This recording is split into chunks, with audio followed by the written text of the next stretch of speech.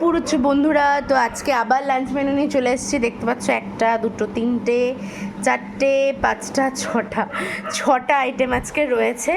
খুব simple menu কিন্তু ভালো, টুকটুক করে অনেক রান্না হয়ে গেছে। মা অনেক কিছু করেছে আর আজকে আমি কিছু করিনি, আমি শুধু একটা মাছ করেছি আর সব মাই করেছে। তো চলো ফার্স্টে কি আছে চলো হচ্ছে দেখিয়ে দিই।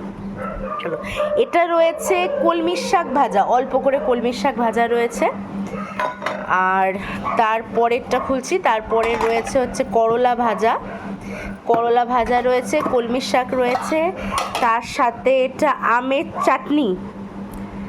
চাটনি, সুগার ফ্রি দিয়ে আমের চাটনি, যেহেতু বাবা মার দুজনেরই সুগার আছে, ইনসুলিন নেয়। তো এটা হচ্ছে, এগুলো রয়েছে ভেজ, জানোই সবাইকে, আবারও বলি ভেজ আর ননভেজ আমরা আলাদা রাখি।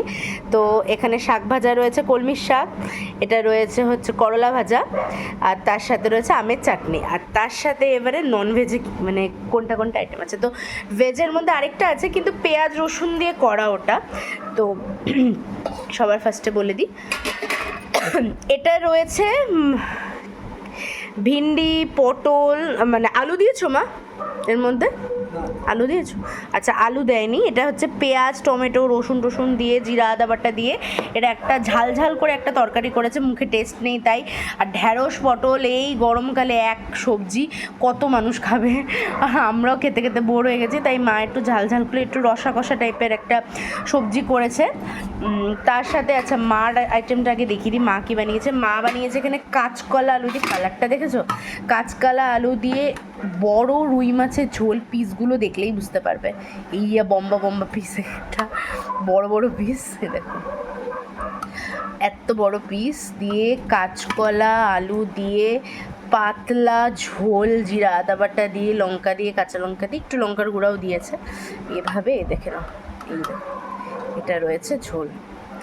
আর এটা গেল।